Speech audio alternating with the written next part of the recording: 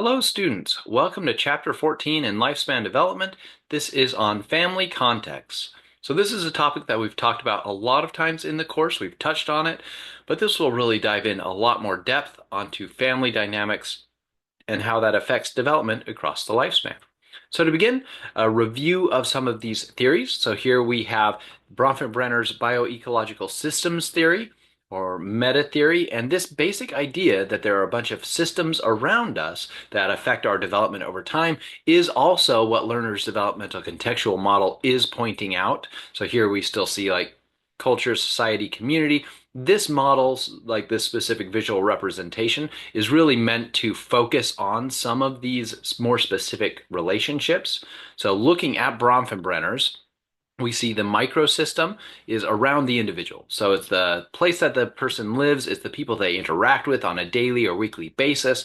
The mesosystem are the connections between that, right? So some of the local politics or the industry might be in your church or in your school, right? So these are connections between these systems. The exosystem itself out here is influences around you and communities around you that you're not directly connected to.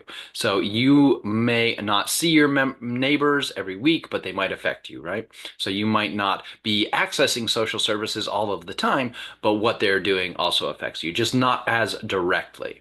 And then the macro system up here is the attitudes and ideologies of the culture or cultures that you're part of. So this could be the US culture, maybe your family has other cultures as well that are important to them. Those broader cultures you can affect, right? But they would be affected by your family and then by your neighbors up to that broader cultural level. And that broader cultural level is affecting you again through your neighbors, through mass media, through your family, through your peers. So there are connections between all these. And then chronosystem is essentially the socio-historical changes over time. So things are a little bit different now that we have so many connected devices to the internet than we had beforehand, right? So that is a socio-historical change over time that now humans have that we didn't have in the past.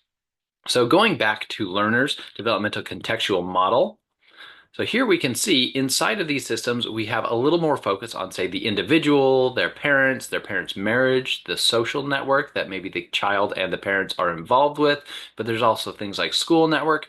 So really when we're talking about family, we're kind of zooming in to this specific network. So looking at the child's behavior, the parenting, and again, that child can be an infant or toddler. It can be also an adult child. So the child can affect the parents can affect the child can affect the marital relationship if there is one, and the marital relationship can affect the child, right? The marital relationship can affect the parenting. So these are all bidirectional interactions. They can affect each other both ways. So a family is a really complex system. So it is kind of one of those smaller units in the middle of that microsystem, but it is still a pretty complex unit. A child who's maybe grumpy in the morning and wakes up a little bit extra grumpy might lead to the parent acting a little bit more negatively, and they might act negatively towards the child, leading to maybe a negative downward spiral. In a different case, maybe the child wakes up grumpy, the parent notices that and decides, hey, I'm going to try and distract the child, cheer them up. And then the child has some positive emotions. Those positive emotions are encouraging to the parent. Now we are on a positive upward spiral track. So these are just some simple ways that the people in the family can affect one another. So with that, the family is a complex system. It's interrelated, interacting people, and you can think of any given person as a relational developmental system. So the family itself is a relational developmental system. It's changing over time. The family dynamics from yesterday to today, from a year ago to now, are probably changing. Again, as we've talked about in developmental psychology, sometimes this change is dramatic, sometimes it's slow, but most things are changing at least a little bit all of the time. So any given person there is developing, changing over time. Maybe someone's just entered puberty, right? Or someone learned a new skill. Someone wants to try a new thing. that is a changing relational developmental system in the family. But each person themselves is also a relational developmental system. There are components of you as a person that are changing over time. Maybe your personality, maybe your purpose in life, maybe you're something that doesn't start with a P, maybe my brain can think of. So your biology, maybe you have hormone changes happening.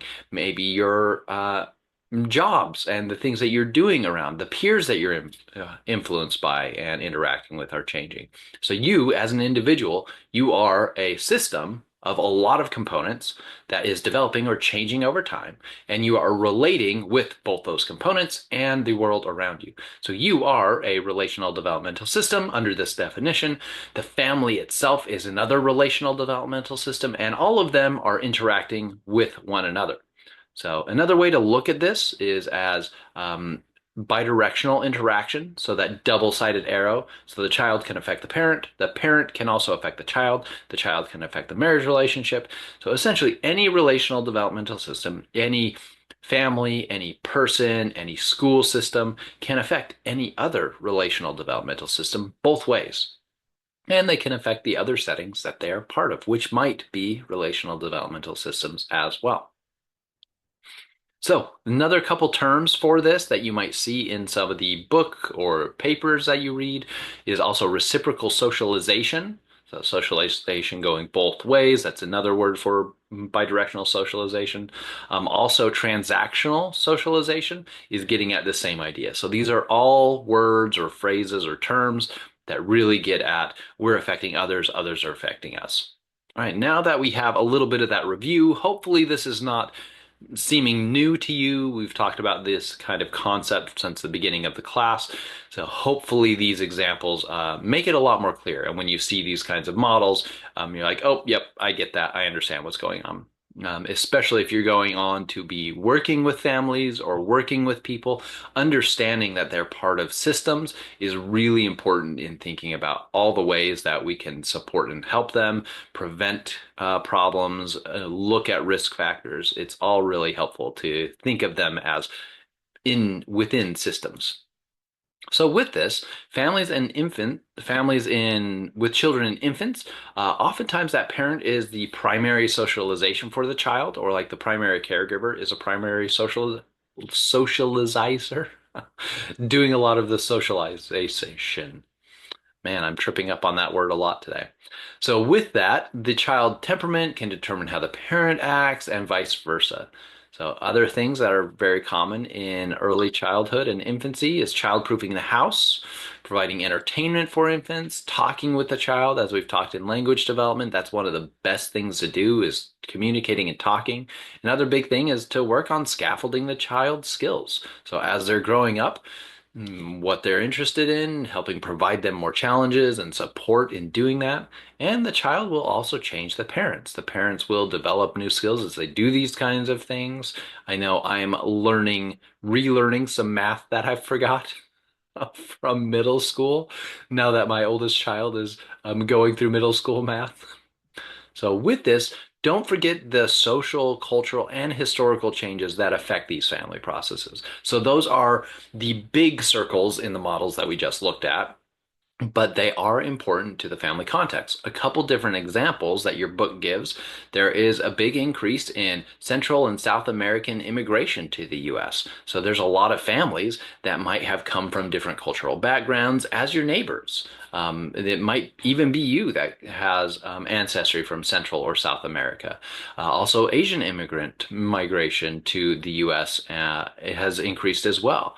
And so with this, those families also have specific challenges. There's increased stress and discrimination as a person who isn't of the dominant culture in an area. So that might lead to additional stress and challenges that other families that aren't immigrants might not face. So some other examples we see across the US, on average, older adults are living longer. So we have a lot more older people in the population than we did before. So How do we deal with that? Well, how do our social services deal with that? How does your family deal with that when you have to care for an aging parent for maybe longer than people would have had to in the past?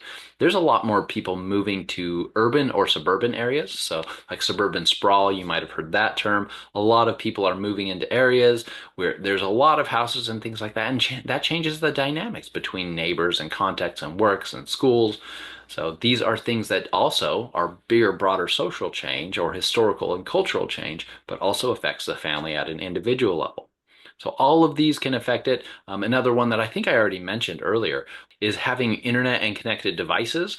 This allows a lot more interaction between people through a computer than we had any time before in the past. So, and this kind of connection can change the dynamics of, say, schooling, family life. You might have children on phones more or parents on phones more, and this can change the dynamics in the family interaction. So all of these are bigger, broader sociocultural and historical influences that, as you're looking at risk and protective factors, can be a concern for family development. So with parenting, some of the main things to know are that a lot of adults do plan to become parents, but others it might be a surprise that they do become parents. So with this, we do see that parents on average have more life satisfaction than non-parents. So with that being said, we also see an interesting factor. We see higher life satisfaction, higher well-being for parents than non-parents, but we see higher happiness ratings for people who are non-parents. So it goes to show that the day-to-day kinds of emotions that you're experiencing may not be as positive overall as someone who is not a parent, but overall well-being and meaning and life satisfaction does tend to be higher on average. So there's some challenges, but they are rewarding. We also see a current trend in the US of having fewer children. So with that, birth control is a lot more common now. The number of one-child families is increasing, and women in the US are often also choosing not to have children at all. And so this is changing dynamics in, say, school context. I know a couple places with family members who have been closing elementary schools because there's just not as many children. They don't need as many elementary schools as they used to have, this kind of thing. So that can affect family dynamics, where you're going to school, and family development and peer interaction as well. So you might think about this in the sense, we'll get a little bit into siblings. Siblings comes more in the peers chapter. Um, but siblings, you might have a lot of friends who don't have any siblings, right? So a lot of children right now might have friends that are only children, only have one sibling rather than three or four or so, that were a little more common as I was growing up, which is even a little bit less children than was common in the generation previous to me. So there are some advantages to having children in your 20s. Generally, on average, again, you have more physical energy to interact with the children, fewer medical problems associated with this, basically the 20s and giving birth. That being said, those risks really don't jump up until about age 35, and then it's kind of a small jump and then a bigger jump at about age 40 for complications during pregnancy and childbirth. So we also, if you're having children earlier on, have fewer built up expectations for children, which can be a positive. But there's also advantages for having children in your 30s. You've got more time to consider your life goals. You're probably better established in a career, so you probably have more income. Children are expensive. So with that, having that more income, having a more stable career can be helpful for, say, the family context, having that more stability. Also, you tend to be in your 30s a little more mature and more competent in your parenting with more life experiences under your belt. So there are advantages both ways. The biggest risk factors we see after about 40 are some things like lower birth weight. So the transition to parenting can be really difficult, like those days in going from having no child in the house, but you're pregnant and you're expecting it, to now you are coming home from the hospital a day, two, maybe more later, with a baby. That transition can be really tough. Most couples do rate their marital relations as better before the baby is born, and then about a third rate marital relations higher after the baby is born. So for about two-thirds of people, they are reporting worse marital relations after bringing that baby home, and they have high stress. It is a big thing to get used to for a family. So if you are working with families, if you are a teacher, a nurse, anything like that, understanding this kind of brand new stress that's going on is good to understand. And there are two really great there's a variety of really great programs that try to work on this. Some things that have been shown to help are the little classes hospitals often offer for free for pregnant people to come in and learn a little bit about like what to do after the baby is born. Sometimes these are like fully online courses or in person, and those have shown some promise. But two of the really best ones that we've seen, well, one of the really best ones that has the best kind of evaluated outcomes is the nurse home visit program. Before we do that, we'll look at an example of a more extensive, like pre-baby program that shows some promise as well. So the more intensive the intervention, the better off the results. But we'll see an example of one before the baby is coming home and then one after the baby is coming home. What's the difference between the 1/3 who really are masters of this transition and the 2/3 who really suffer? And can we design a workshop that might make a difference? So we designed this workshop called Bringing Baby Home. And we found that in 2 days, we could really pretty much reverse 77% of these drops in relationship happiness just in 2 days. We've now trained 1,000 workshop leaders in 24 different countries. First, we look at what can help the couples to get along better with each other, communicate better, reduce conflict, and really to find those tools that couples can use to help them make a difference in their relationship. Because when you have a baby, everything changes. Your whole life changes. Your whole sense of purpose, who you are, everything changes. And, you know, particularly for dads, I mean, you never knew you could love this much. So, neurologically, in terms of intellectual development and emotional development, these babies are really on a different course because their parents spent 10 hours, 2 days, taking this Bringing Baby Home workshop. That was a good example of one program that happens before the baby comes home. And these can be really helpful in starting to prep beforehand, but there's also often questions that you didn't even know that you would have or to ask, and a lot of new concerns and stress when that baby is actually in the home. So one kind of program that shows the most promise is having healthcare professionals actually come and visit the home of new parents. So let's watch an example of that. My name is Jessica Morejon. I am a OB outpatient nurse. An average day at a home visit would pretty much be towards, we call the patient, make sure that they are home, confirm them, and we drive out with our lovely baby mobile cars, which are very, very helpful to us. We get to the actual home, we introduce ourselves, we let them know pretty much what our program is all about and what different services we do provide. We go from the everyday question as far as, well, I'm a first-time mom, I don't know what I'm doing, which is a very big one. If it's just diapering that we need to talk about, we'll talk about just diapering. If it's breastfeeding, we have a tons of support within the hospital or on outside services that we provide when we do give them that list of contacts at the home visit. They have as much as they want or as little as they want when we're out at the home visit.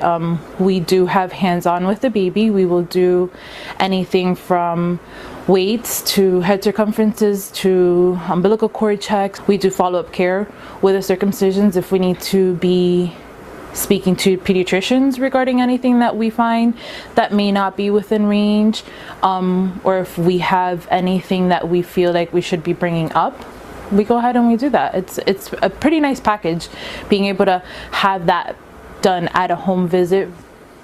There's so many questions that sometimes you don't read about and you don't know the answers to, and it's wonderful that you get to have one of the nurses that is an inpatient nurse actually go out on a home visit and give you the additional education, and being able to just set their mind at ease the first couple days, the first couple weeks, the first couple months. My favorite part is just providing that peace of mind for them. So with this type of program, it's very, very helpful for parents. So especially a single parent, it's very helpful, but also any parents. So having the lowered stress of you don't have to take a baby into a hospital, you don't have to remember all the questions you're going to ask, you don't have to pack the baby up.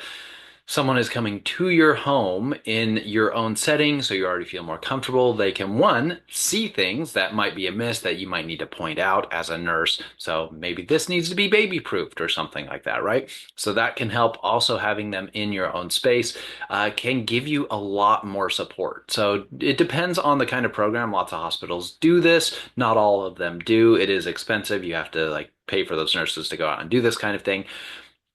But places that it's done in a wide range. Some might go like just once or twice. It might be a few days after the baby's born or a week after the baby's born. But some, kind of like was alluded to in this video, will go a few days after the baby goes home, then follow up about a week later, go back a week later, come back a month later, like go multiple times. And we see the best effects from that going multiple times. Some of these they will stay for even hours in the home with the parent. I read in some of the evaluations, like in some cases, the nurses would actually wash dishes for the parent as they were working on breastfeeding to get better at that. So that can be a really big help for these parents, is just having a little decreased stress in their life.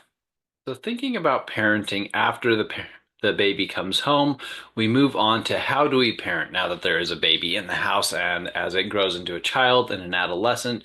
And one of the big kind of terms for parenting that we use in developmental psychology is parent management. So parent management is the idea that a manager at any given organization might have a lot of hands-on when a person is new, but if the person has a lot of experience and skills, they're much more hands-off. They're still kind of monitoring and around and there to support them, but oftentimes they're a little more hands-off, or should be. And so that's essentially the idea for parenting as well. In the beginning, parents are very much both monitors, social initiators, arrangers. So you'll be setting up play dates for kids, these kinds of things, but become a lot more hands-off as you get into adolescence, as they can make their own choices, as they can schedule their own things and let you know what they want to do. So a big point of parenting in developmental psychology is to help children develop by helping them work through choices that they're capable of throughout the age ranges. So for a 2-year-old, those kinds of choices are going to be things like, what do they want to eat? So is it A or B?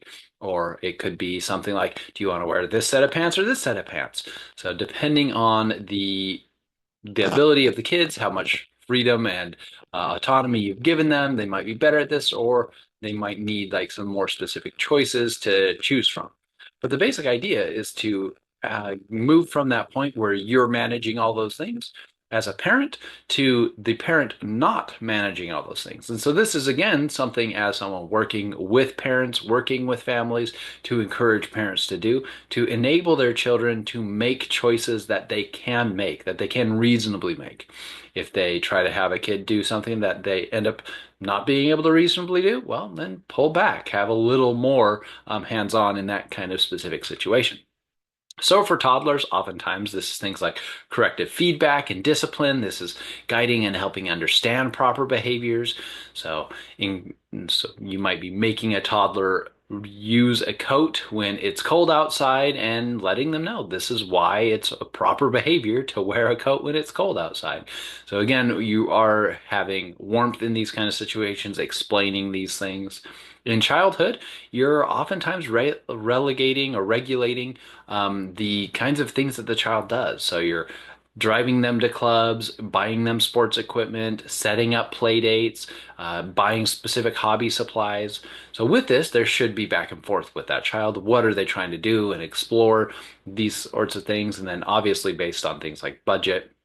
But a parent should be a person who is having that kind of back and forth with a child and then able to help them um, take their own opportunities. If they're really interested in music, or if they're interested in dance, if they just want to play with their friends, if they want to do video games, like helping encourage them and make the choices that they can make. So with this management becomes less of that direct involvement and control. So as they age, having structures in place is very good, especially through middle childhood. So specific bedtimes, meal times, chores, and monitoring that behavior, seeing if they're doing those things, if they're not doing those things, and then also monitoring their emotions. So being involved in the lives of the children enough. So this goes from early childhood all the way through adulthood, being involved enough in the child's life that you know about their emotions, what kinds of things are they stressed about, are they worried about, are they happy about and excited about. So with this allows the child to have more freedom. And this is an important skill to develop, is to be able to make choices, to use that prefrontal cortex. Again, even though it's not fully myelinated till we get into adulthood, we can still use that prefrontal cortex. The more we practice with it, the better our brain will learn to use that prefrontal cortex. So we can build our capacities, build the capacities of those children, those adolescents, and so that's the idea, is to help them build those capacities over time, give them more opportunities to do that.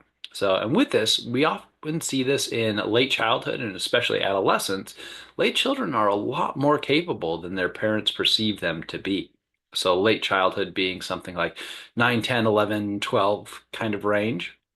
Children are a lot more capable than parents tend to think they are. And it can be a challenge to kind of have that release of things to do. I had a student in a class talk about having their kids go on play dates. So they were driving kids to play dates, but now the kids can go out on their own to hang out with their friends. And so that relinquishing of that kind of control can be a difficult thing for parents. So with this, positive management practices will lead to more positive relationships, and they will lead to more children and parents communicating well with each other, more warmth in the family context. We see grades are better when there's positive management practices. We see that the children are more responsible, they have more self-efficacy, and these kinds of things. So into adolescence, this is a pretty tough transition for a lot of parents. Depending on the chapter you are in your book, we've probably already talked a little bit about puberty or a lot about puberty. And this is a time, and especially with adolescents taking more risks, having sexual exploration, it's a time when a lot of parents actually tend to like pull back the freedom that they've been allowing children. So they're going to more and more and more and more and more freedom up through late childhood, and now that they're in adolescence, they have all these risks. Parents often like close down that freedom, and that's the wrong kind of move. This can lead to a lot of conflict with the children, these adolescent children. So with that, the main things you want in adolescence for a parent is to have disclosure. So have open communication between the parent and the adolescent so that they are freely communicating. The adolescent sharing things about their life rather than the parent having to try and do something like sneak around. Hopefully we've talked about that. That's not the way to learn what your adolescent is doing, but the adolescent having a warm and open relationship enough that the adolescent will share with the parent. As a person who might be working with adolescents in, say, a community organization setting, a company, a nurse's or doctor's office, having that kind of relationship with that adolescent patient or client or coworker can help with that disclosure as well. So another big thing is to be engaged in each other's lives. So this is not just disclosure from the adolescent to the parent, it's also disclosure from parent to the adolescent and being engaged in one another's lives. It doesn't have to be like 100% engagement, right? It's management, it's step back, you know what each other is doing, this kind of thing. And a big part of this is encouraging choice and responsibility. So there are a lot of things that they're capable of, that they can be doing. And so with that, helping them as they're finding their identity, being there as a support. And this really goes into some of the newer research on youth development, which is called positive youth development. So positive youth development is the current best model for how to interact with adolescents, and it works as well for children as well as adults. But positive youth development is kind of a way to look at people with respect, adolescents with respect, and focus on the skills. So there still is a lot of stigma on adolescents, their risk-taking behavior, their sexual behavior, and a kind of worry about what they're going to do in their lives and how they're going to affect the world, or are they going to mess up their lives? There's still a lot of stigma. But when we focus on things that they shouldn't be doing, or we tell a young person that they're doing really good in life because they're not doing all these bad things, that's not as supportive or helpful as encouraging them to build their skills, build their talents, find things that they like to do, and encouraging them to make responsible choices on their own. And so that's really the perspective of positive youth development. And so hopefully it's the perspective that, say, any adolescent's healthcare team, any adolescent's parents, any adolescent's school are taking is this positive youth development approach. So let's watch two videos. The first is someone talking about their positive youth development program. They're talking about how it works, and I think it's a really clear way to think about it. And then we can see the perspective of some adolescents who have gone through a specific positive youth development program and what they thought about it. My name is Ty Sells. I work for Youth International. I'm the Director of Training for Youth International. And Youth is a youth development program, positive youth development program, started back in 1982. Positive youth development to me means creating a safe environment, a safe place for young people to develop their skills, to develop themselves. So there's an element of self-exploration in it, finding out what they truly value, what they truly care about, what really matters to them, helping them to feel valued and necessary, looking to give them a place where they can explore and figure out what matters to them, and then develop the skills to help them in any direction. We've now adopted this concept that the prevention or the development is the prevention, that the more we develop young people in their skills, their social competencies, their decision-making skills, other skills that allow them to be successful in life, it also serves as prevention for alcohol, tobacco, and other drugs, but bullying prevention, suicide prevention, and so many other different areas that affect young people today. So to be successful, your attitude of them has to be one of them as a partner, and they're a part of their own success, and you see them as valuable and necessary, and you're going to help them feel that way, and they feel that from you. Then you create an environment where they feel safe, both physically and emotionally. Then we start looking at, we move into the skill development, creating a relationship with them, and then move into that skill development of the things I've talked about before, as far as what types of skills do they want to work on? Where do they see themselves going? What do they aspire to be and do? And then how can you as an adult help guide and facilitate them getting there? And by facilitation, I'm saying make the way easier for them. What can we do to make their way easier, to help them be successful? I would say those are some of the key components. We also have to have a positive approach to it, not scare tactics. We want to make sure we're approaching, again, the upside of positive choices as opposed to the downside of negative ones. Then we also want to look at not only as an individual, so we want to do all that stuff for them individually, and then we move into an environmental perspective. So what can they do to give back to their community, to support their community? It works both ways. You want to encourage your community to set up an environment to support their positive decisions, but then by involving them in working in their environment, involving them in having a responsibility to contribute to the environment, you continue their skill development. So the idea of what we just say no, we're more about saying yes. What's the upside to positive choices? Nowadays, what we approach is what's the upside to positive choices as opposed to the downside of making negative choices. What are the consequences of the negative choices? A couple reasons for that is a lot of research has been done on brain development, and we find out the young people's brains are still developing, and although they are capable of understanding the information of why to say no to something or what the harmful effects might be, it's not, or even understanding and being empathetic towards somebody else's life that may have gone through struggles or may have had difficult times, even though they're capable of understanding that, it doesn't equate to behavioral change for them. So what we look at now is let's embrace their strengths, let's embrace the assets that they have, let's embrace their goals, their aspirations. What's the upside of these positive choices as opposed to focusing on consequences of the negative? So a really great example there of a program specifically and a program director that has that positive youth development perspective. So focusing on those skills, focusing on what the children or these adolescents, these people are doing well and helping build those things with the things that they want to do over time. And you'll see that with some of the comments that the adolescents themselves share.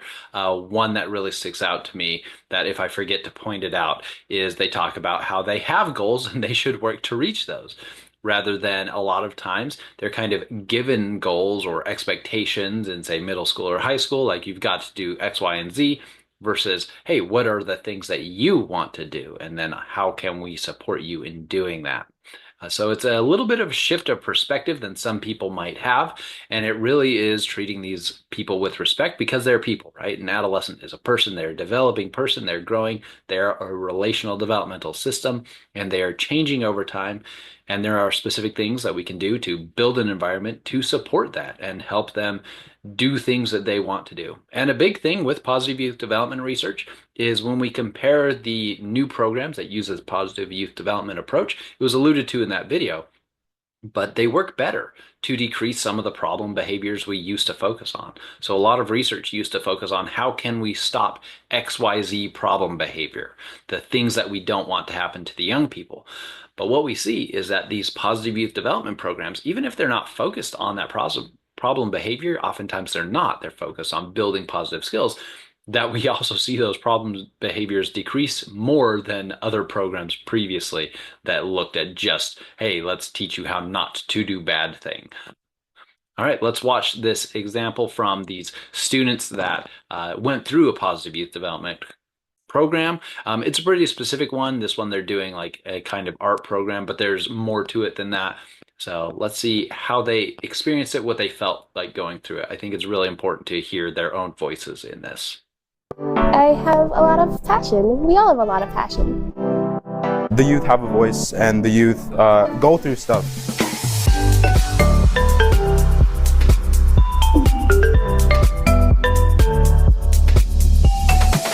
I joined it because I thought it'd be fun, try something new. Because I love joining different things to meet different people from like different places.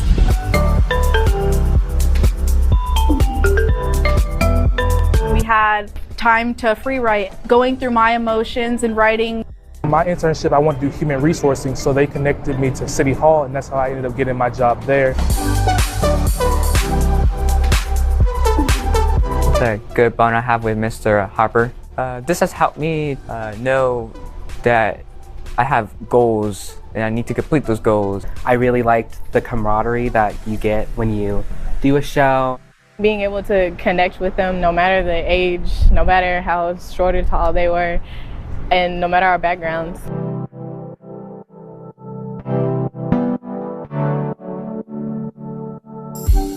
Just because we're young and we are teenagers, it doesn't mean that we don't go through stuff. People should respect that teens also go through things. So hopefully you got some good concrete examples from both of those videos about how positive youth development works. Really, with positive youth development, we are trying to build those skills and help young people find things that they want to do and develop themselves as they're making choices, because adolescents are capable of doing a whole lot of things.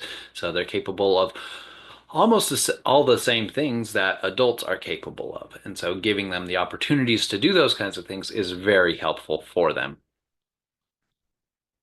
All right, let's move on to parenting styles specifically. So these are the 4 major parenting styles we will talk about: authoritarian, authoritative, neglectful or uninvolved, and indulgent or permissive.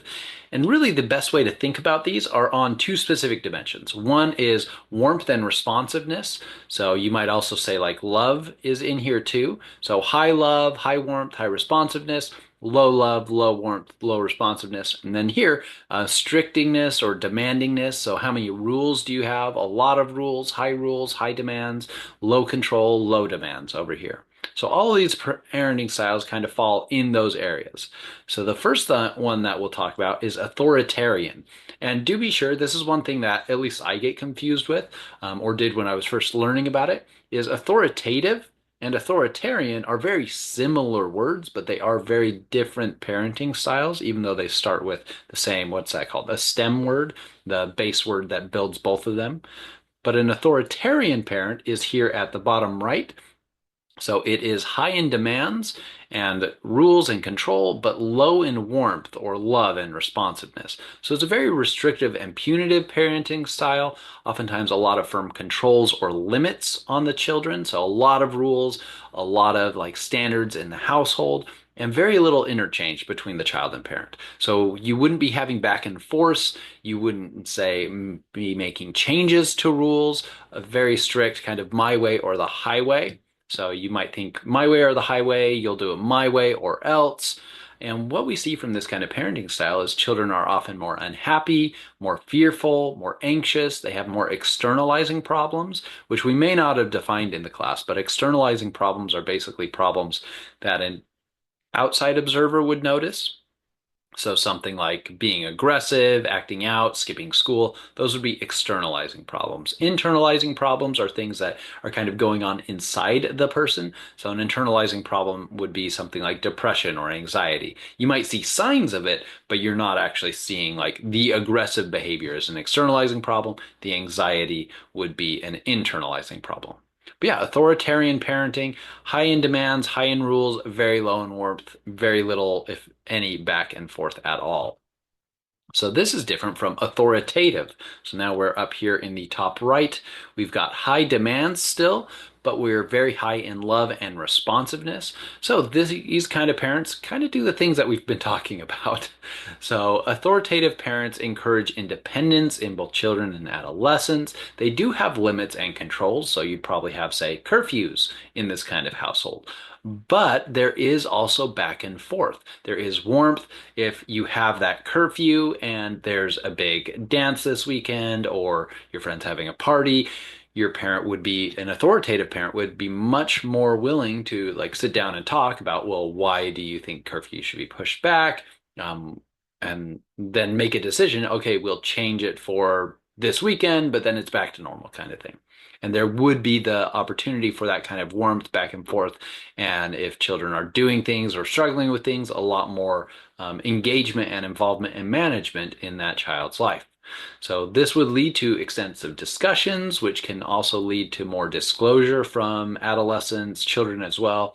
They tend to be more supportive and more constructive in their responses because they're being warm, even though they do have like rules and standards in the household.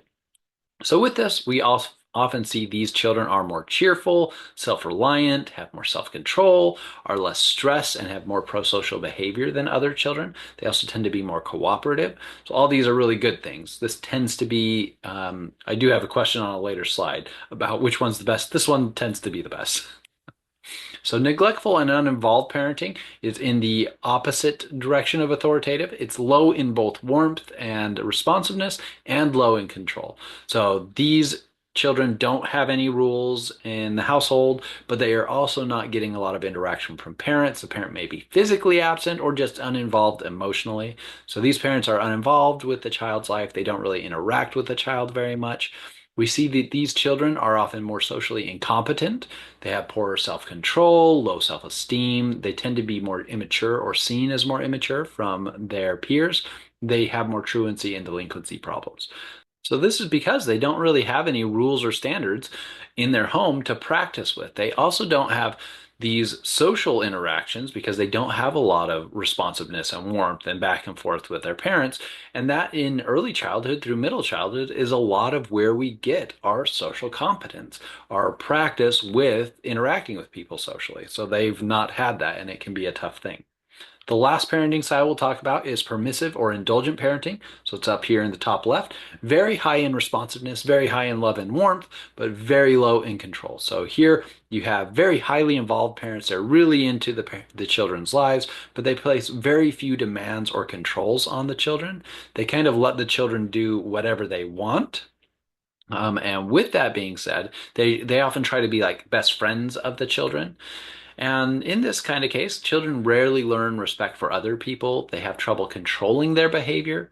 They're often more domineering, egocentric, and have poorer peer relations than other parents.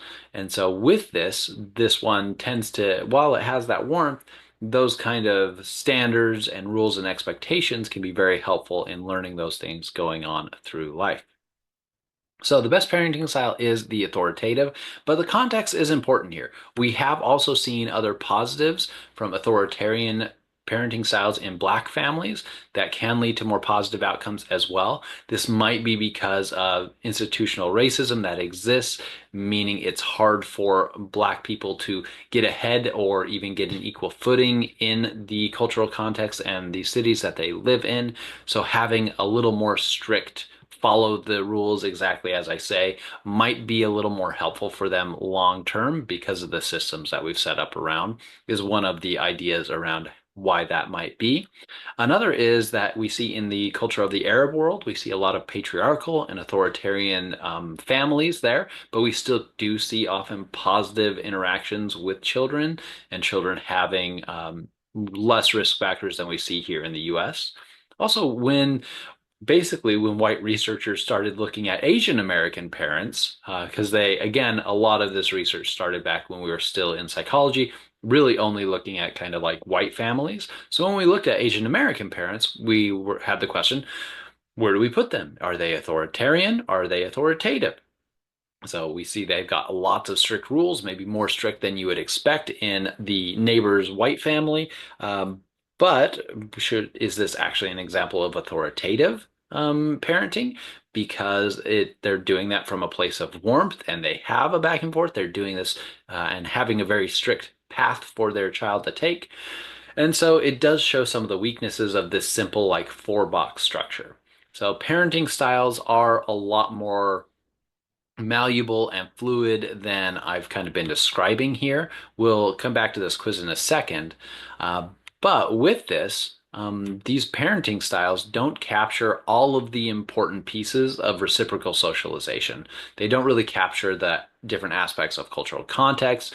Most parents use a combination of techniques. Maybe with their younger or older child, they're more authoritative or more authoritarian or more permissive. Neglectfuls pretty much don't do that one. But you also can have two parents with totally different parenting styles as well. If they're very different, like opposite, that can be pretty difficult on the partners of the child. But yeah, oftentimes throughout development, these things change. So even if you're a parent right now, so even if you're a parent or you have a parent right now, they're very authoritarian or authoritative, this may change, right? And depending on the context, maybe in a specific way. So when doing clubs, a parent's very permissive. It's like, yeah, do whatever you want. But in a specific thing like household chores, maybe they're very authoritarian, right? And very strict rules. There's no wiggle room, anything like that. So it is a lot more complex than this. But as a basic start, this is a good way to start thinking about parenting styles. Authoritative, authoritarian, uninvolved, and permissive, even though it's not a perfect example. So next, I want you to watch another video of parenting styles. So that's this one linked here, the parenting style quiz. And as that's going through, write down in your notes what parenting style or styles you think you are seeing in those videos. Will, I'm glad you're here. Some business came up I got to handle. So we're going to have to put our trip on hold. You understand? Yeah, that's cool. That's cool. Just for a couple of weeks. I understand. Yeah. Maybe a little longer. Yeah, whatever. Look, I'll call you next week and we'll iron out the details. Okay? Yeah. It was great seeing you, son. You too, Lou.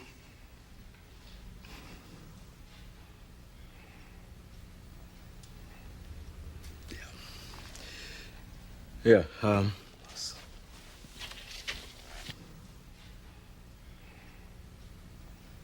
I'm sorry, Will. You know what? Actually, this works out better for me. You know, the slimmies of summer come to class wearing next to nothing. You know what I'm saying? Well, it's all right to be angry. Hey, why should I be mad? I'm saying at least he said goodbye this time. I just wish I hadn't wasted my money buying this stupid present. I'm sorry. If there was something that I Hey, could you know do. what? You ain't got to do nothing, Uncle Phil. Hey, ain't like I'm still 5 years old, you know? Ain't like I'm gonna be sitting up every night asking my mom, when's Daddy coming home, you know? Who needs him? Hey, he wasn't there to teach me how to shoot my first basket, but I learned, didn't I? Hey, I got pretty damn good at it too, didn't I, Uncle Phil? Got through my first date without him, right? I learned how to drive, I learned how to shave, I learned how to fight without him. I had 14 great birthdays without him. He never even sent me a damn card. To hell with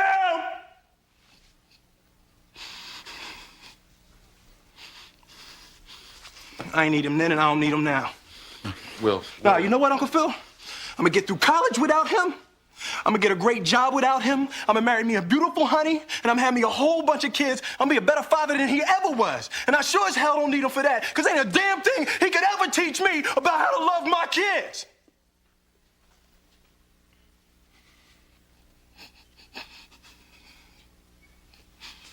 How come he don't want me, man?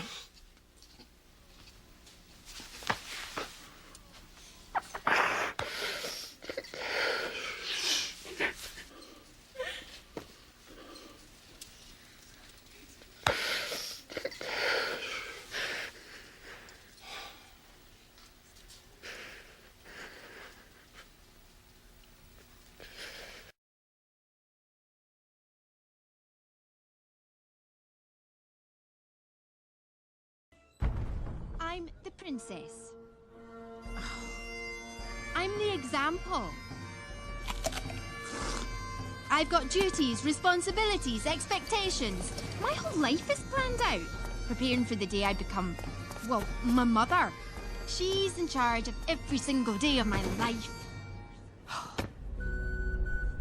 Aye, Robin, jolly Robin, and thou shalt know of my project. And thou shalt know of my... Enunciate, you must be understood from anywhere in the room, or it's all for naught. This is all for naught. I heard that. From the top. A princess must be knowledgeable about her kingdom. She doesn't doodle. That's a C, dear.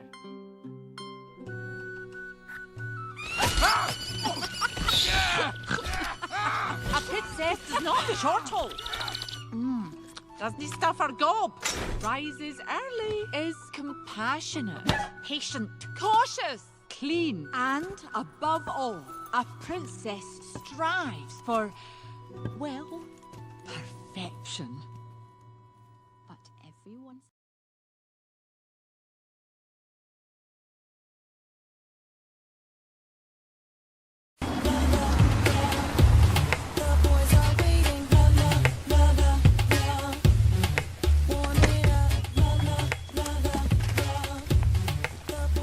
Wow, your house is really nice.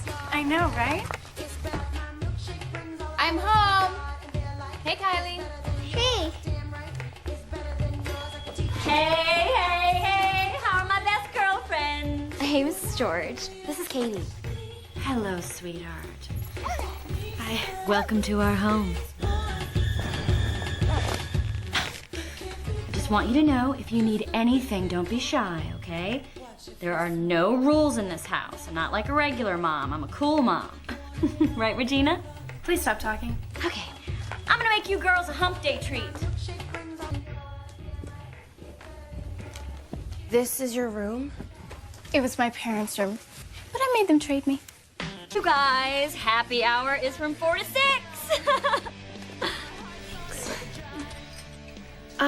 Is there alcohol in this? Oh, God, honey, no. What kind of mother do you think I am? Why do you want a little bit? Because if you're gonna drink, I'd rather you do it in the house. No, thank you.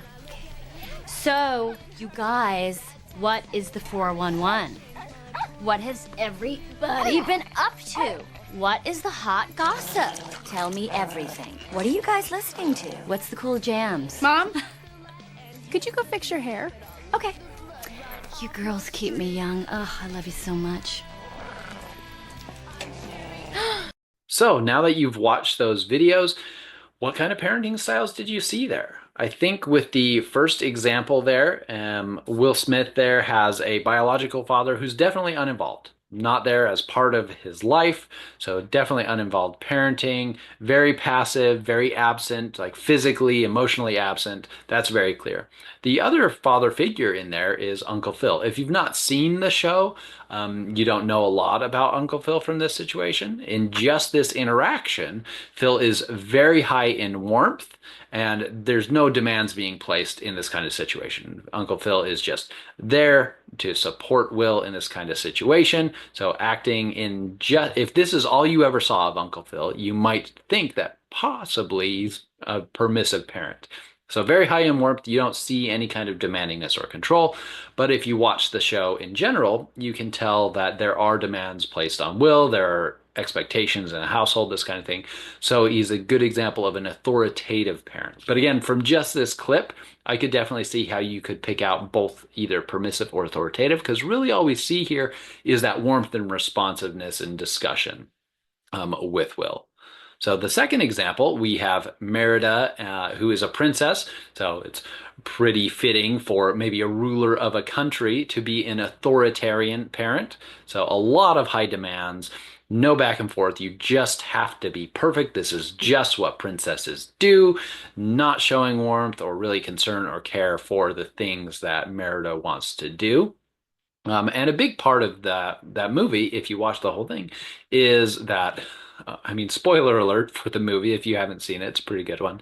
After the parent gets transformed into a bear, over the course of the movie, they build a better relationship together. There's a lot more responsiveness and warmth, and in the end, the mother is a lot more of an authoritative parent than authoritarian.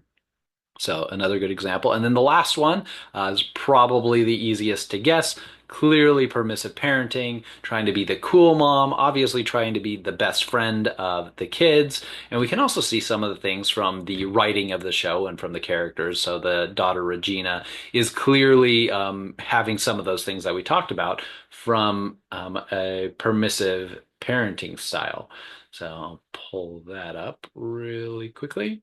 So what we see from permissive children is they have trouble controlling their behavior. They're domineering, egocentric, have poor peer relations, and that's basically what you see in that movie. So hopefully these kind of silly examples give you some more things to connect to with parenting styles. But again, these parenting styles aren't like we put these in these nice little boxes. These boxes aren't perfect. They're not capturing all of the complexity of these relational developmental systems, but they're a good place to start understanding how parents do interact with their children. Having that warmth as well as having those demands are the best, because you have these kind of expectations for a child to grow, an adolescent to grow and learn, but you're also giving them support through those kinds of processes. In addition to parenting styles, parent discipline is a really important part of the research in parents and families. So with this, the big thing to remember is that parents are teaching children to solve problems, manage emotions, and regulate themselves. These are skills that the children are going to need across their lifespan, and this kind of charge to be teaching a child to solve problems, manage emotions, and regulate themselves is something that they'll be doing all across the lifespan, or should be doing all across the lifespan. So with parent discipline, reasoning is very effective. Obviously, with a very young child, reasoning needs to be very simple, versus for an adolescent, reasoning can be much more complex and much more abstract at that point. So having discussions of why you need to do things, why things are the appropriate behavior. For example, why should you put on a coat when you go outside? Might be an important thing for a young child. And then for an older adolescent, you can have more discussions about rationale and reasoning and back and forth. So another good thing to do for all people of all ages really is taking breaks or timeouts to calm down. So that can be really helpful, especially when emotions are really highly charged. In my house, we call it code red, when it's like people have gotten too upset at one another and the discussion is no longer being productive. Someone calls a code red, usually it's one of the parents, and then everybody goes to a separate room. If someone's in a different room, they don't have to do anything. But anybody involved in the situation goes to a separate room, takes at least 4 minutes to calm down, and then we can come back and discuss, or move on to something else and come back and discuss later on. Positive reinforcement is a really good example for discipline as well, that can reinforce good behavior, show the kinds of behavior that you want to happen. So if you're trying to get a middle child to read more. That maybe that's something their teacher has talked about them needing to do, and you see them reading, give them some stars, give them a candy, give them some positive reinforcement. You can make star charts. You can have plans for reinforcement for if they do chores a certain number of times, this kind of thing. There's a lot of ways to do that, but that can be a very effective method. Physical and verbal punishment oftentimes models out of control behavior to children. Oftentimes, when upset and frustrated, parents might actually be instilling fear, rage, and encourage the child to avoid the parent because they seem so out of control. So, in a case where maybe there's someone at an extreme danger, so they're about to like smash a cat that they don't see or run out into a street, obviously something like yelling can be very appropriate to get attention and things like that. But ranting and raving and you're yelling is not going to be as effective as having things like discussions and reasoning or taking breaks until you're calmed down so that you can have more discussion.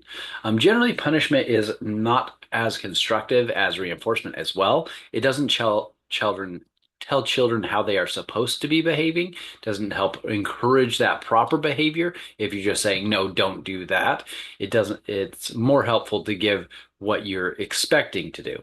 Also, physical punishment is a really problematic one because it can turn into abuse if the parent is too angry or out of control. That is a fairly common thing that we see. Even though the various studies have shown across cultures maybe some mixed results about the long-term negative effects of something like spanking, one thing that we do see is very common is that oftentimes this is used when a parent is angry or even out of control, and that line between trying to do this as a form of discipline to becoming abuse is very fine. So the recommendations from most child health care organizations around the US is to not use spanking. So, but again, things like reasoning, timeouts, taking breaks, star charts for positive reinforcement, or other things for positive reinforcement to set goals are some of the most important or some of the most effective things for discipline. So with this, taking time out, you can take away something like privileges if you're needing to take away something. I remember a time when I had swords that my sibling and I were hitting each other with. They were taken away from us. Probably a good thing because we couldn't hit each other with swords. And then we got them back at a later time. So that's not a bad idea as well. To take away some of those privileges. Again, the idea here should be teaching proper behavior, giving time to calm down, having reasonable discussions about why it's not good to hit your brother in the head with a sword, that kind of thing. So with this, you should be talking with children, figuring out alternative behaviors. If you're in the setting of, say, a nurse or a mentor or a healthcare worker or a nonprofit worker, again, this talking and discussing, helping children and adolescents realize what kind of behaviors to do is very important. So with this, another topic is co-parenting. Co-parents are parents supporting each other when raising the child. Oftentimes we only hear of this in relation to divorce, but co-parenting is important all throughout the lifespan. So if you have more than one parent, you need to work together, cooperate on parenting that child. So therapy can really help if parents have difficulty co-parenting, figuring out how to work with each other's skills and the styles that you're trying to use. A main key point, though, is not to undermine each other, whether you are co-parenting under the same roof, whether you are co-parenting in a divorce setting. The main thing is not to undermine each other. That helps a lot.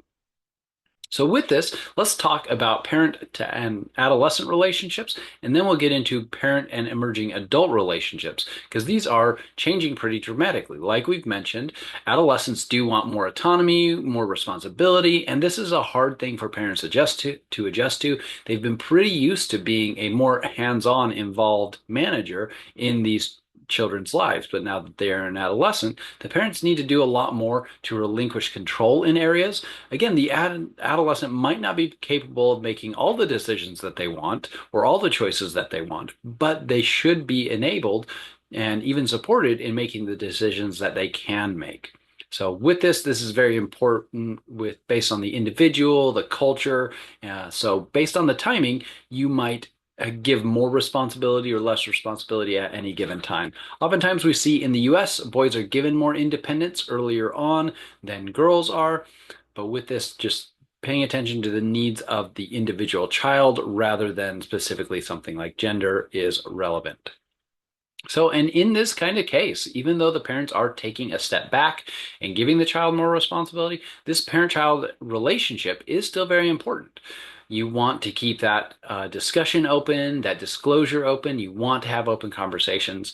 We do see the conflict increases throughout adolescence. It basically continues to increase across adolescence. It starts to drop off on average at around age 16. So usually this is not about like big dramatic things like drugs or delinquency. Usually these conflicts are about everyday issues. Have you cleaned your room? Have you brushed your teeth? Have you done your chores? You left this on the floor. You didn't pick up your dishes. This is oftentimes the things that conflict centers around, just the everyday issues in the household, not you're hogging the TV, whatever it might be.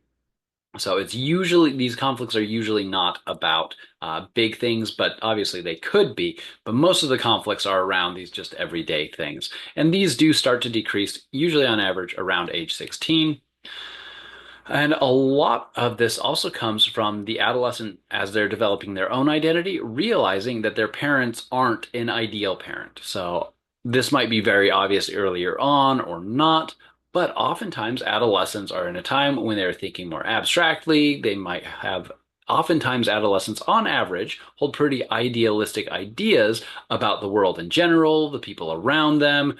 Their girlfriend or boyfriend is the very best person in the whole world. Their parents should be this perfect parent, have very idealistic standards in general. And this includes in their relationships with their parents. So with that, as puberty is changing hormones and changing the brain, and you have social forces encouraging independence and identity, that can cause some conflicts when they see that their parents are not acting how they might expect parents to act. So with that, again, discussion, reasoning with children, very important. So as children get into early or emerging adulthood, this is oftentimes when they might be leaving the house, taking full-time jobs, maybe going to college. And again, they might not be doing all of these things, right? They might be living at home while they're at college. There's a lot of things. So with this, as they leave home, as they are less dependent on the parents, oftentimes they share more information and grow closer on average when this happens, especially when moving out of the house. But it is a challenge for both parties because oftentimes, especially in the US, the reason we have emerging adulthood is because it is a hard time to move off to completely independent life for a young person. They might still be reliant on parents for health insurance, for example, or coming home to wash clothes, or actually living at home, or they have other things that they're still dependent on parents for. So this is one of the things, feeling in between for a early adult, and that is kind of the hallmark of emerging adulthood. And this can cause conflicts and challenges because they possess adult status. Many aspects of their life are they are an adult, they're expected to be responsible, make adult decisions, but to their parents, since they still are dependent in some way, the parents might not see them fully as an adult, or the early adult might not feel that the parents see them as an early adult, and that is a hard transition to make. So with this is still a time, as we discussed in the chapter on identity development, a time when identity is still being solidified. So they're sorting out at this time, what are they going to leave behind with their old family? What will they create with their new life and new family? And many of their relationships with parents become a lot more similar to peer relationships as we transition into middle adulthood. So rather than seeing it as more of a hierarchy, it's flatter and it's seen more as peer relationships. So siblings are, this is a piece we'll get to a little in this chapter, but also in the chapter on peers. Siblings is a big part of that as well. About 80% of children have a sibling.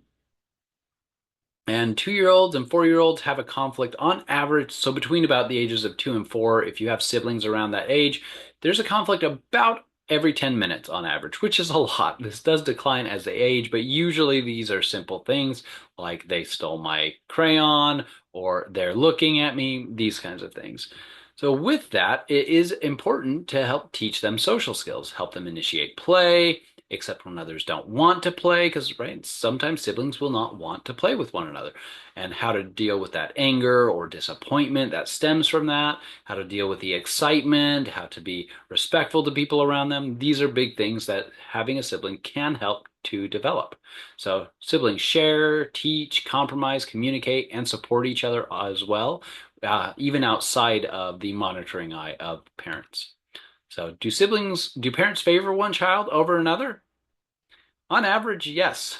If we look just at the statistics, about 65% of mothers admitted to having a favorite, and about 70% of fathers admitted to having a favorite. And knowing that you are not the favorite sibling is correlated with lower self-esteem and sadness from being the non-favorite, and it also increases the conflicts between siblings.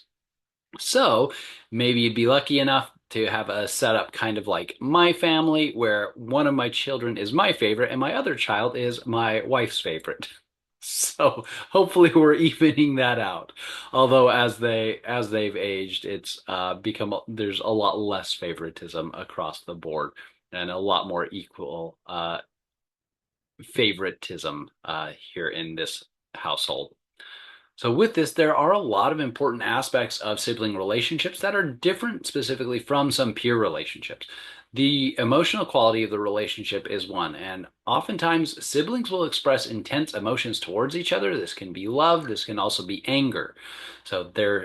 But this is one situation early on in life that if you have a sibling, you're more likely to have more experience with these more dramatic emotions, get more practice with regulating them. And so with this, siblings oftentimes have mixed feelings about siblings. They might be their best friend, but sometimes they hate them, as an example. Another big thing is you're very familiar and tend to be very intimate with your siblings. So intimacy, again, in this context is you know things about them, they know things about you, you've shared things with them, they've shared things with you, you know their favorite books, you know their favorite types of movies and music, but you also know the things that annoy them the most. So they know each other very well. They're very intimate in that way. And that means that you can either very easily support your sibling, you know what they need to be supported and feel supported, but also it means you know very well how to tease a sibling. And so this is a interesting relationship, different than sometimes we see in peer relationships, unless peers know each other for a fairly long time. We might see this as well in those. So there are also variations in sibling relationships. If there are more than one sibling, usually they have a preference for one sibling than another. Maybe it's they're closer in age, closer in interest, and sometimes they'll describe one sibling as warm and affectionate ways and describe the other sibling as that they're mean or annoying or irritating. And so this is pretty similar, and that can shift. Maybe it shifts over the course of a weekend camping trip, that one sibling's their favorite and then the other sibling's their favorite. But this is pretty common, but it also gives young people a lot of opportunity to have support from someone close to their age, as well as have practice in social situations. So you might have heard things about birth order. Maybe pause the video really quickly and write down whatever you know. And now that hopefully you've written down a few things that you know about birth order, most of them are fake. Or if they are a difference, the effect is very small. It's not really predictive, not really useful in science. So we do see firstborns have slightly higher IQ, but you know, this is slightly higher. I forget the number, but it's like a year of college on average jumps your IQ like 4 points or something like that. I should probably look it up again. But main idea, IQ is not super important anyway, but it is something we measure. Later born children tend to be more agreeable than earlier born children. Only children do tend to be a little more achievement oriented than children with siblings. But to say that all firstborn children are this way or all lastborn children are this way is a dramatic oversimplification. There's a lot of contexts that affect development, and birth order is really not a useful predictor. So with that, there are a lot of things that parents can do to support siblings. So let's watch this video really quickly, and it's specifically about some things that we've mentioned already, but hopefully we can see a couple concrete examples. Raising kids is tricky business, and becomes more trickier when you have more than one in the room. So what are some things you can do as a carer or a parent to help your child get on with their sibling and to manage some of those tricky situations? Well, number one, be a really good role model for your child. Children need parents who, demonstrate the skills that they want their child to demonstrate. The other thing is, you don't shut the stable door once the horse has bolted. So you've got to teach your child over a period of time how to deal with difficult situations with their siblings, like not sharing or not getting on in a situation where they want to watch a particular show. What you can do is coach your child through that. Give them real life examples and practical examples on how to deal with those situations. See, with all best planning, things still don't go the way we want as parents. So it's always really important to remain calm as a parent. Have realistic expectations of your child, because children are going to learn it the first time you tell them. What you can do is sit gently by your child, not be too authoritative, not be an authoritarian figure, but be a kind figure. Help them work through it. When a child's melting down because they're not getting on with their sibling, feel their pain. Understand that no child wants to live life on the edge, but they actually do want friends, but they slip from time to time. The other thing you can do is take care of yourself as a parent. I think often you have very high expectations of yourself, but also of your child. These children have been around for a couple of years, so they're going to naturally slip up. And this doesn't mean you're not good at parenting. It just means we're all practicing. As children are practicing how to get on, you're practicing how to be a parent. The other thing I'd tell parents is just enjoy the ride. Parenting is not always going to be smooth sailing, but when it does go well, it goes really well. So, enjoy the ride with your child, and hopefully as time progresses, they know how to deal with conflict. So a few concrete examples there in that video. With it, this is relevant not only for parents, but also for anybody working with children. So if you're a mentor or a teacher, a nurse, these can all be really useful things to take into knowing how to encourage parents how to parent, know how to work with children at different points in time. This is very relevant for just working with this age of person overall. Now, the next thing we'll discuss is working parents and some other family systems across the US and across the world. In the US, over 50% of mothers are working, and this means, mothers with children under 5 are working, and this means there's a lot of children who don't have parents home all the time, that they are up and not in school. And what that means is that they are in care in other places. So whether it's daycare, whether it's a friend nearby, whether it's a babysitter, a family member, whether it is something like a very early pre-K or something like that, there are some other system helping to raise those children. So with this, if we jump up in age to 6 to 17, that's about 2/3 of mothers. And so with this, we do see some positives here. Children, especially girls, have more egalitarian views of gender when mothers work outside the home.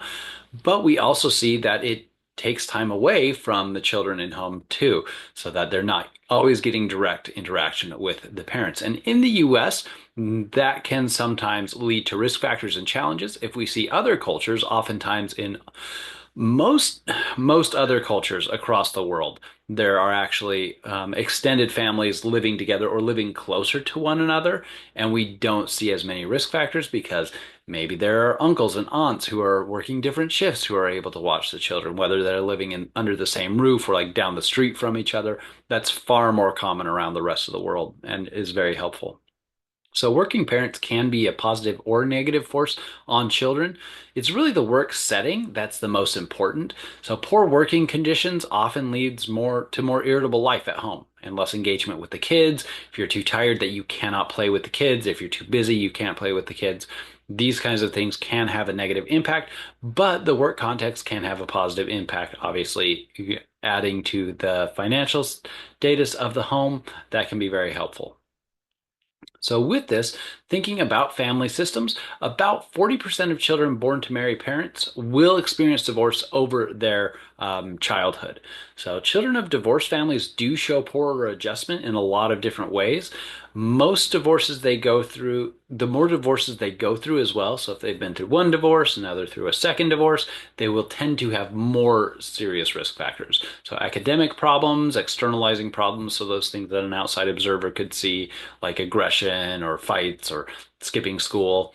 Depression is also more common, and they tend to be less competent in intimate relationships themselves. So again, here, a lot of these are correlational. You're not going to do an experiment where you make people get divorced. I can imagine the IRB application for that. We're going to ask half of our sample to get divorced and see what it does to the kids.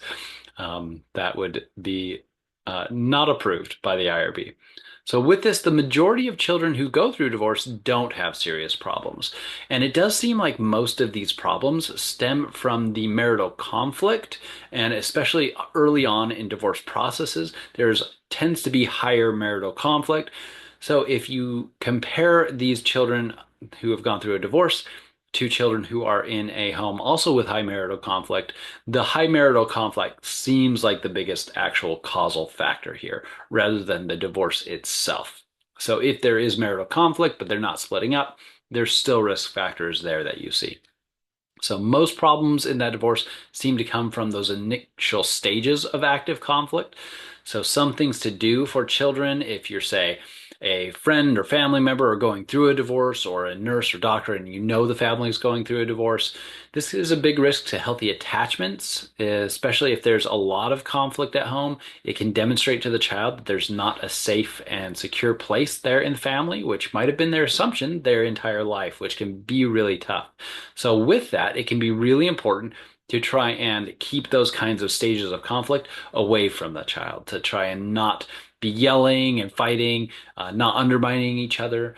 So keeping those conflicts away from the child can help. And that's relevant even in adolescence. Obviously, something like a more reasonable discussion of, hey, we're splitting up is relevant, but having this active conflict and fighting is not going to be helpful for the children of any age. So here is a little video with a therapist talking about specific things to do to help support children through divorce. And again, all of these are specifically tailored for parents going through a divorce. But if you are a person working with young people of any age range, basically under the age of 18, these can be useful to think about in how you would work with clients or students or whatever it might be. Going through a divorce is really one of the most stressful things a family can go through. So it's important to be prepared and ready to have that first conversation about it. One of the best places to start is actually with some myth busting. So yes, divorces are stressful, but they don't have to be traumatic or something that really, really changes your child. There are a lot of good things you can do to help make this happen.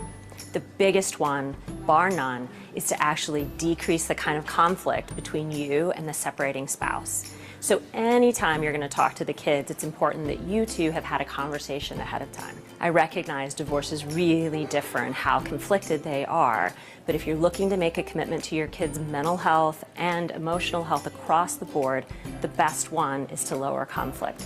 Sometimes you actually need a mediator. There are wonderful organizations like Kids in the Middle and other private therapists that can really help with the process. Now, what can you practically do?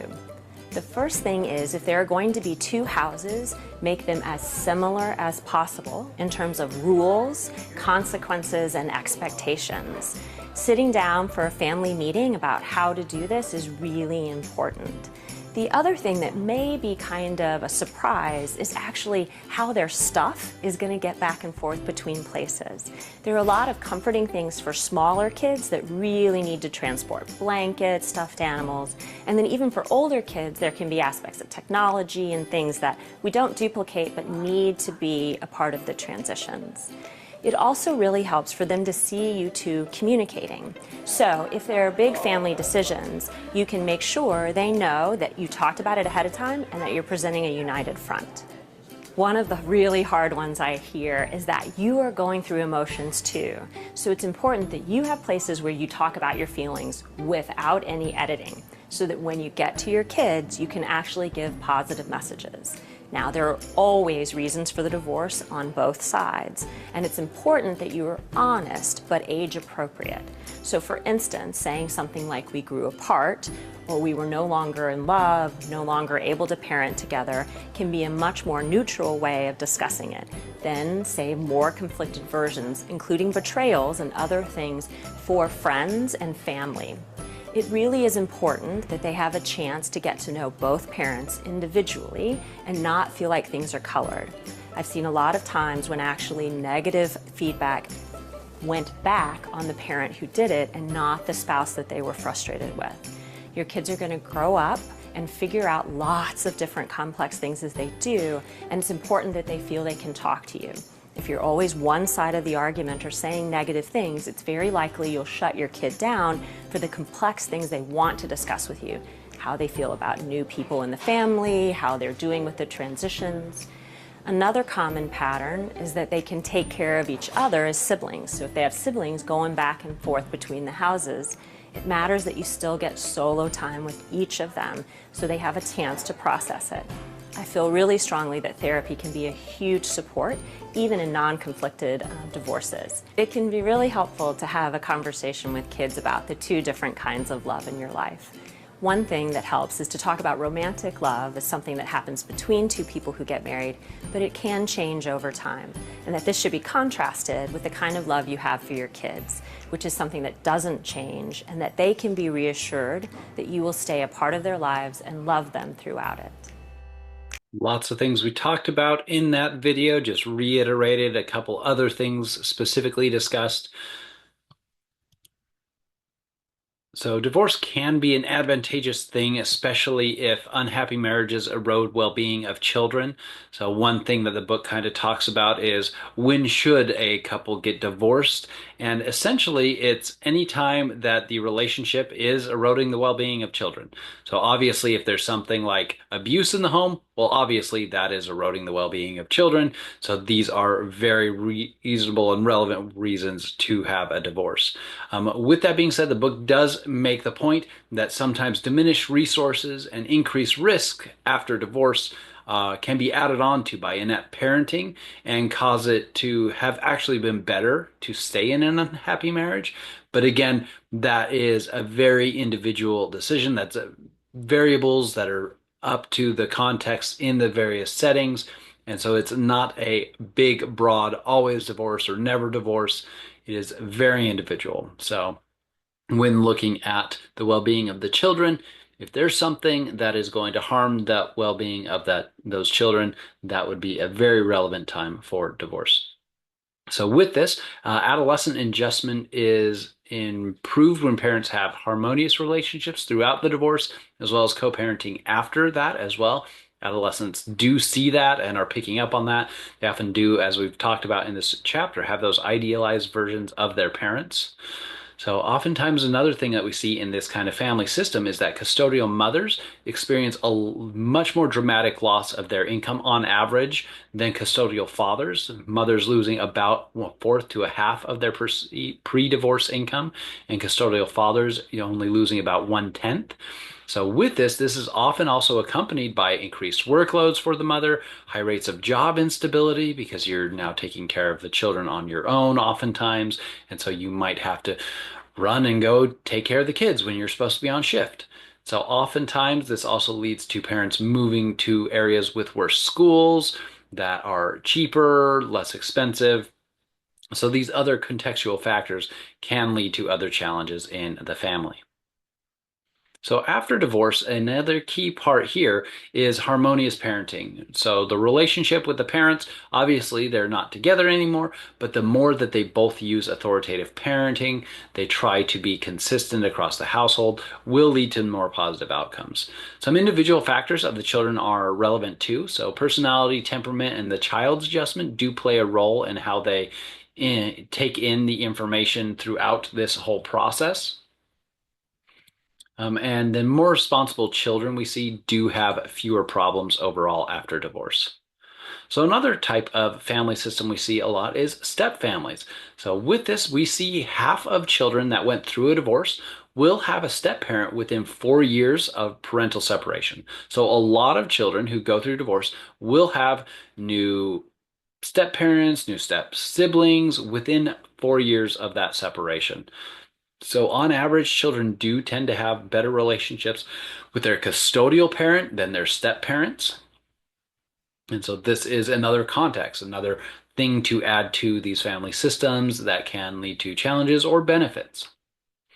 So cross-cultural studies, your book doesn't go into a lot of detail on this topic. So depending on which class you're in, whether it's fully online, whether it's hybrid class, or whether it's in person, and this is a makeup assignment kind of thing, this is not really covered in your book very well. So there are some activities I have about cross-cultural research on families, but a couple points that your book does point out are that rural areas do tend to have more authoritarian parenting than more urban areas. We see many places in the world, and I believe I already mentioned this earlier, tend to have more generations living with children. So parents, grandparents, uncles, aunts, cousins are more around these families, and that adds a lot of resources for the children. So smaller families tend to have more open communication, which is a benefit of the kind of traditional US nuclear family. So oftentimes there is more open communication in that kind of setting. But the additional resources of having other people, other perspectives, other ages, and the more diversity in those larger family groups has a lot of positive benefits that we see across the world. So in the US, we see large extended families in close proximity for ethnic minorities. This is a lot more common. And so that leads to this more interaction with other family members and gives more sounding boards, more people for support, more people for emotional comfort. So that's a really nice thing to see changing around US family context from ethnic minorities. We also see, though, that ethnic minorities tend to be lower socioeconomic status. So with that, this can be a big risk factor for parents working, trying to find good schools, trying to find community groups or resources for children. If you don't have the income or the resources around you, it can be hard to get those additional supports. So that is a risk factor in that case. So some things that we see about socioeconomic status and family are oftentimes lower socioeconomic status families are more authoritarian, tend to use more physical punishment, have less back and forth communication, whereas high SES families focus more on children's initiative and delay of gratification. Oftentimes children are more partners in the family and we see more authoritative parents. Another couple risks we see in low SES families are low achievement, emotional problems. We also see, despite this, that many people in low socioeconomic statuses are very successful.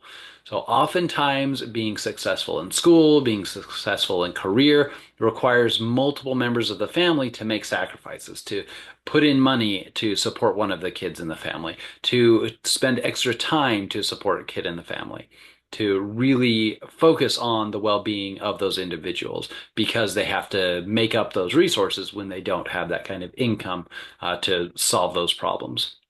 In high affluent families, we see some risk factors there too. So the very low SES and the very high SES. We see in very high SES, we have higher risks of substance abuse, a lot of adjustment difficulties for males, some difficulties in academic success for females. We also see that affluent neighborhoods might be a really big risk factor, maybe even a bigger risk factor than low SES neighborhoods, because of the access to additional things, the additional freedom that they might be given to do things and having the funds to get things like drugs more easily. With this being said, it is very difficult to study high SES families. One common thing for volunteers is to give a small cash gift, a gift card, things like that, and that is very motivating for someone in low SES. When I've tried to do and help with research in high SES families, it's very hard to find any kind of motivation that might encourage them to volunteer to participate. It's hard to get them involved. So this is why we actually don't have a lot of great research on high SES families. So while this is totally not relevant to the content, I have a link in the slides to the song Family System by Chevelle. Chevelle is my favorite band, and it's a really good song. They've been around since I was in high school. So, with this, covering this topic always makes me think of Family System because these slides are all saying Family System. So, definitely go take a look at Chevelle. Listen to Family System. It is a good song. Some of my other favorites are Envy, Revenge. There's a lot. This type of thinking could do us in. Um, what were some of the songs on their newest album? They're all this. I'm hearing them in my head, but I cannot see like in my head the name of the song. It's fine. Go check it out. It's really good. With that being said, some other family systems that we see are single adults. So there are benefits to being single. So if you've not seen How I Met Your Mother, Barney is kind of always talking about the benefits of these things. With that being said, in reality, we do see more time to make decisions about life. Oftentimes, these decisions are more autonomous. You don't have to run this by someone else as a partner in the relationship. This leaves more time to pursue interests. Oftentimes, people who are single are traveling more. They also, single people talk about how they really value their privacy as well. So with single adults, we do find, and I would be surprised if these numbers haven't increased in even the last, I think, 4 years since the most recent reprinting of the book. So 40% had dated someone that they met online, 24% had met through a friend, and then 48% of millennials said that they had had sex before what they considered a first date. So the result there was that the researchers said millennials seem to want to know as much as possible before any kind of commitments in a relationship. So even being in a dating kind of setting. So this is very different from Ted Mosby, again from How I Met Your Mother. Also, Ted Mosby is just awful. Spoiler alert if you haven't seen it. I rewatched it recently. I had seen it back, I think when it was on TV. I watched it in bits and pieces and rewatched it, kind of binged it, and wow, it's awful person. So I don't know that I'll ever watch it again. Um, but yeah. So another thing that we see in family systems is divorce. We talked about some of the things you can do to prevent some of the serious problems from falling on the children in the family. But another thing to be aware of is that most divorces happen between about 5 and 10 years into marriage. So if you are past that 10 years point, your chances of getting divorced drop dramatically. Kind of relevant if you've ever heard of like the 7-year itch. It tends to kind of fall in line with the statistics here, that this is often the time people have bigger conflicts and end up getting divorced in between about 5 and 10 years. And then if you're able to make it through those things, you will oftentimes stay married for quite a while after that. So, another thing that I don't think is in these slides actually, a next common time for divorce is actually after retirement is actually a fairly common time for divorce.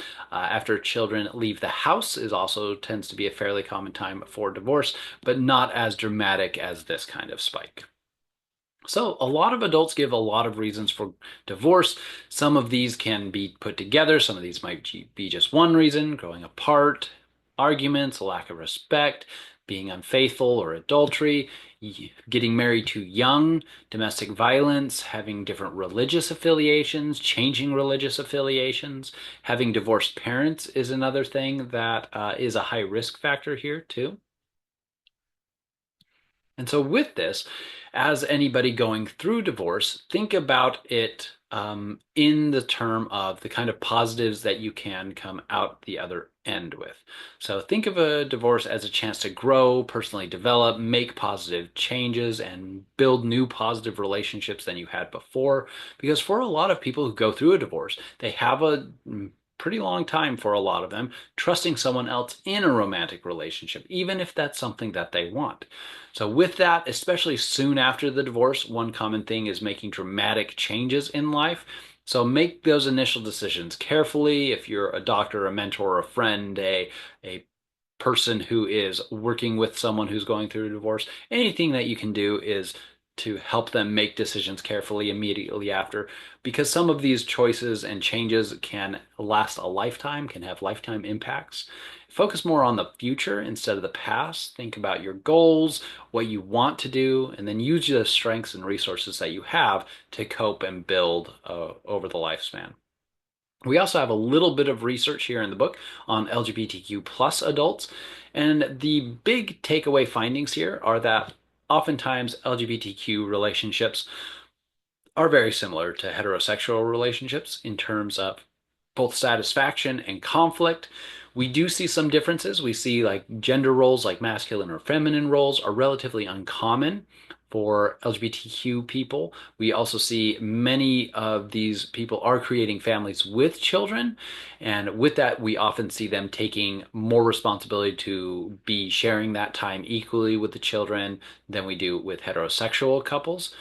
We see greater relationship quality, so a focus on relationship quality and sharing responsibilities more than heterosexual couples. But generally, the idea is that human adults tend to prefer on average long-term committed relationships. So whether you are heterosexual, LGBTQ+, most people prefer a long committed relationship. And with this, there still is that challenge of finding balance in romantic love, affection, autonomy for yourself, privacy, and equality and acceptance, and what is acceptable to both partners and matching that up. So very similar in a lot of ways with a couple differences there. So another thing to talk about here at the end of the chapter is some of Gottman's research on how to make marriages work. This works for any kind of long-term relationships. Some of these can be relevant to relationships with friends, but it's really aimed at like relationships with partners. So love maps is a kind of idea of what makes you feel loved and disclosing that to your partner. Know what makes them feel loved. What are the things that you do or the things that you say that make them feel like you love them? And do those things, share that also with them so they can do that for you. Another is try to build fondness and admiration. So look for the positive in the other person, praise them for those positives. If you look at your past with a positive view, that's very predictive. Find things you admire about the other person and let them know that. That is very helpful. Watch them build their skills and enjoy that. So one thing that a few therapists, because some of my colleagues have gone into therapy specifically, one of the things that those who are doing marriage and family therapy will tell me or have told me is that one of the biggest predictors that they see is when they ask like a couple who's come in for counseling about how they met, that is very predictive to them of what the outcomes will be in therapy. That if they're smiling and like laughing and like have a fun story about how they met and think it's cute, it's very predictive that things are going to work out. Again, not 100%, but they use that as a first kind of barometer of what to expect for this kind of interaction, which in and of itself might color the kind of interactions that they have with them if they're kind of assuming that this isn't going to work out. Because if you look back on that and you have enough negative feelings that that kind of meet cute moment kind of thing is not a positive thing anymore, that's predictive of later splitting up. So with this, another big thing is turning towards each other, relying on one another, viewing that partner as essential, seeking support from there, appreciating their point of view, even if you do disagree, finding ways to work with each other, and then with that, relying on that other person. Another thing is let the partner influence you. So share power. So that's not like being the underling, right? This is not a hierarchy. It's that you should respect the person's point of view. You shouldn't be above them. They shouldn't be above you. Don't be domineering or authoritarian. Share that power with each other. Let them influence you. They should be letting you influence them in specific ways.